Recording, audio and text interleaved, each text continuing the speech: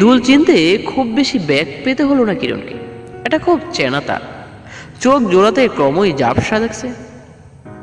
সাদা স্টোনের কানের দুল থেকে নিঃসৃত রশ্মির চোখে লাগছে খুব। ক্রোধে অভিমানে দোলটা মেজুতে ছুঁড়ে মারল। আর কত সহ্য করবে সে?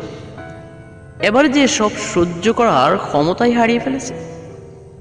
শেষমেশ নিজের বিছানায় অন্য কেউ, এটা কি আদৌ সহ্য করা যায়? এমন প্রতিবক্তি কোনো মেয়ে আছে যে সব কিছু এভাবে সহ্য করবে? নবীদের আমলে হয়তো নবীদের বউরা সহ্য করতে পারত, কিন্তু কিরণের পক্ষে এটা কিছুতেই সম্ভব নয়। দিমানের সাথে সোজাসুজি কথা বলতে হবে। হয় ও বিপাশাকে নিয়ে থাকবে, নয়তো ওকে নিয়ে। একসাথে দুই নৌকায় পা দিয়ে কিছুতেই চলতে দেওয়া যাবে না কিরণ। সব দেওয়া সম্ভব, কিন্তু কিছুতেই স্বামী নামক মানুষটার ভাগ দেওয়া সম্ভব না। জাস্ট পারবে না কিরণ। প্রয়োজনে মরে যাবে, তার সাথে সম্পর্ক ছিন্ন করে দেবে, তবু দিমানকে শেয়ার করতে পারবে না। দিমান শুধু একমাত্র তার, আর কারো না। দরকার হলে ওই বিপাশাকে খুন করবে, তবুও দিমানকে ওর কাছে যেতে দেবে না। আচ্ছা, দিমানি যদি ওকে না চায়, তবে এত কিছু কার জন্য করবে? কাকে ভালোবেসে করবে? কাকে পাওয়ার জন্য করবে? অভিমান তার সাথেই করা যায় যে ভালোবাসে, আদর করে রাগ ভাঙাতে যান। যে ভালোই বাসে না, তার সাথে কি আদৌ অভিমান করা বা রাগ করে যায়? তার কাছে কি এই অভিমানের কোনো মূল্য আছে? উফ, একদম নেই। যে ভালোবাসে না, তার কাছে অন্যজনের কষ্ট পাওয়াটা বা সুখে থাকাটা কোনো ম্যাটারই করে না। অন্য একজন তার জন্য কষ্ট পেল না সুখ পেল, তাতে তার কিচ্ছুই যায় আসে না।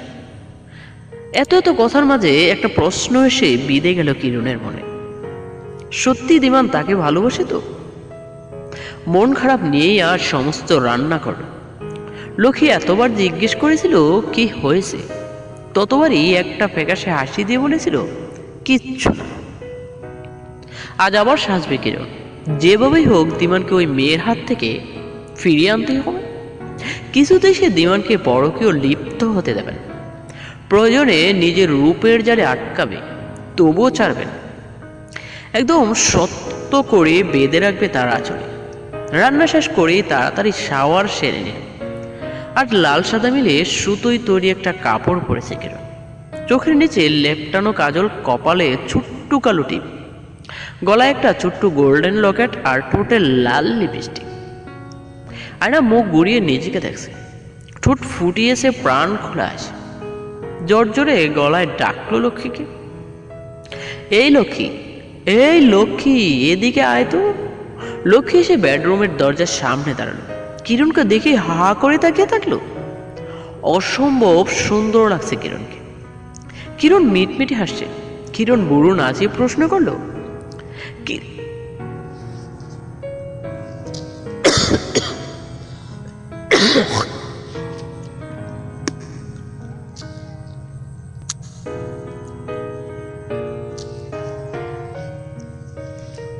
কি রে, কেমন লাগছে আমার? লক্ষ্মী বলল, আমি কিচ্ছু বলবো না, যা বলার আজ দাদাবাবু বলবে। নির্ঘাত দাদাবাবু আজ তোমাকে দেখে বিষম খাবে। লক্ষ্মীর কথা শুনেই কিরণ অট্ট হাসিতে পেটে পড়ল। ডাইনিং টেবিলে সব সাজিয়ে গুছিয়ে বসে আছে কিরণ, কিন্তু না, দিমান আসার কোনো নামই নিচ্ছে না। ফোন করছে তাও বলতো। মেজাজ গরম হয়ে গেল কিরণের। সেই সাথে প্রচন্ড কান্নাও পাচ্ছে। এভাবে জোর করে কি আর সম্পর্ক টিকিয়ে রাখা যায়? নিজের রুমে গিয়ে সব সাজ মুছে ফেলল। গড়িতে 4টা বাজে, আর খাওয়া হলো না কিরণের। দরজা লক করে বেরিয়ে পড়ল। আজও ওই পার্কটাতে যাবে, মন ইচ্ছে মতো ফুচকা খাবে। খুব খিদে পেয়েছে।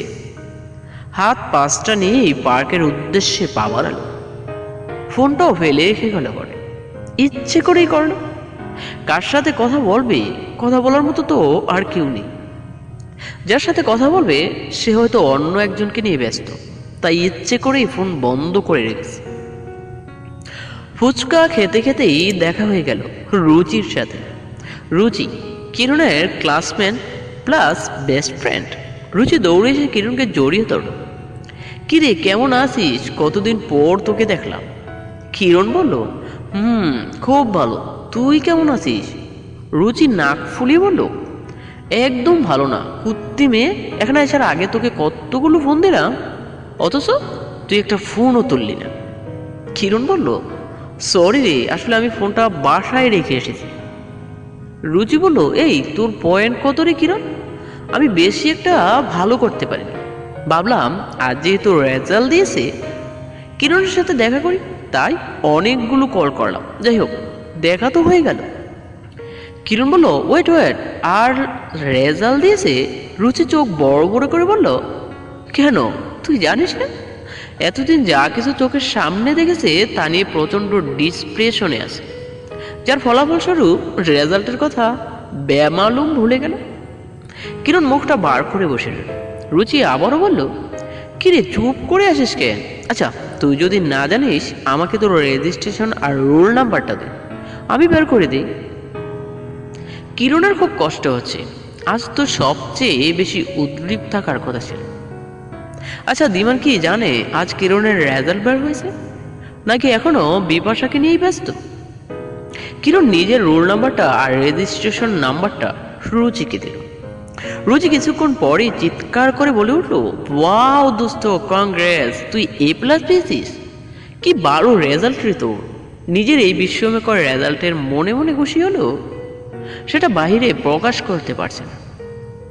এই খুশিটা তো দিমানের সাথে ভাগ করে নেওয়ার কথা ছিল, তাহলে দিমান কোথায়? কিরণ সহসাই হু হু করে কেঁদে ফেলল। রুচি অবাক, খানিকক্ষণ করে তাকিয়ে থাকলো কিরণের দিকে, এরপর এগিয়ে সে পাশে বসে কাঁধে হাত রাখল। রুচি বলল, কি হয়েছে কিরণ? এত ভালো একটা খবর শুনে তুই কাঁদছিস? এবারে কান্নার বেগ দ্বিগুণ হয়ে গেল।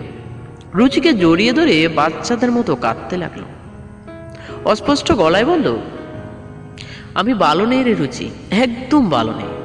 রুচি আশ্বাস দিয়ে বলল, কি হয়েছে আমাকে বল। কিরণ বলল, দিমান খুব পাল্টে যাচ্ছে, ও একদম আমাকে ভালোবাসে না, শুধু ভালোবাসার অভিনয় করে। আমি কি করব বল? বাবার বাড়ি যে চলে যাব তাও পারছি না। এই অভাব অনাটনের সংসারে মায়ের বোঝা হয়ে থাকতে মন চাইছে না, না হলে আগেই চলে যেতাম। রুচি বলল, ভাইয়া এতটা পাল্টে যাবে এটা আমার বিশ্বাস হয় না। ভাইয়া তো তোর জন্যই পাগল ছিল। কিরণ শাড়ির আঁচলে মুখ মুছতে মুছতে বলল, ছিল এক সময়, এখন নেই। একে একে সব খুলে বলল কিরণ। সব শুনে রুচিও বা, কি যে দিমান দিনে তো বুঝতে পারছো না? খানিকক্ষণ চুপ থেকে রুচি বলল, তুই ভাইয়াকে এড়িয়েছ, দেখ কি হয়। কিরণ বলল, আমার ভয় লাগে রুচি, যদি ও আরো দূরে সরে যায় আমি মরে যাব, এমনিতেই ওকে ছাড়া থাকতে পারছি না। রুচি বলল, মন খারাপ করিস না, দেখ যা ভালো হয় সেটাই কর। আমার থেকে তুই ভালো জানবি কিভাবে ভাইয়াকে এই পথ থেকে ফিরিয়ে আনতে হয়। এর মধ্যে রুচির হববর আর তার বন্ধু পাশে পার্কের ভেতরে আসলো।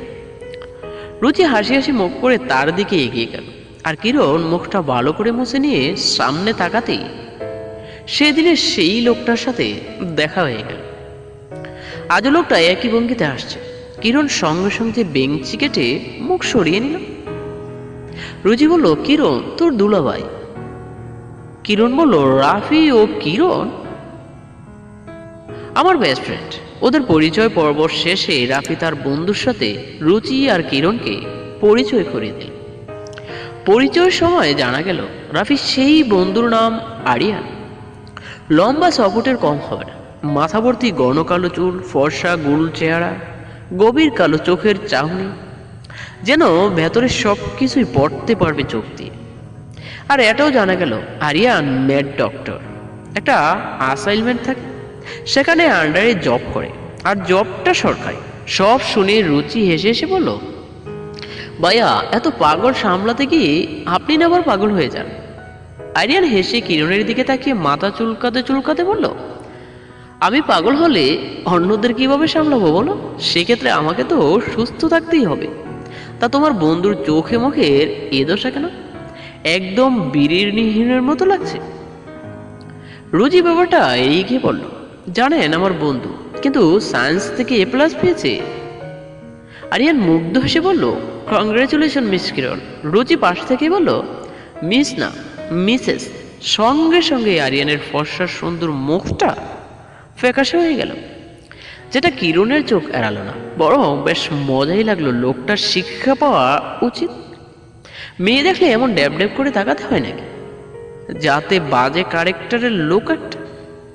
সবই মিলে বেশ মজা করলো অনেক গল্পে, আড্ডায় ওদের আসর জমে উঠল। কিন্তু কিরণ খেয়াল করলো, সেই প্রথম আসা আরিয়ান আর এখনকার আরিয়ানের মধ্যে আকাশ পাতাল ব্যবধান। যেন কোনো কথাই এখন মুখ দিয়ে বের হচ্ছে না। একরকম যেন সে ভেতরে ভেতরে কিছু একটা নিয়ে প্রচন্ড কষ্টে আছে। তাতে কিরণের কি? কষ্ট পেলে পাক, আগ বাড়িয়ে এত ডং করার কি আছে?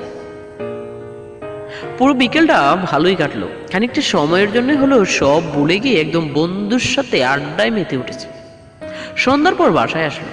দরজা খুলে ভিতরে ঢুকতেই কেউ একজন হঠাৎ কিরণের চোখ মুখ বেঁধে ফেললো। ভয়ে পুরো থরথর করে কাঁপতে লাগলো কিরণ। কে এই বাড়িতে লুকিয়ে বসে আছে? আজকে তবে তার শেষ দিন।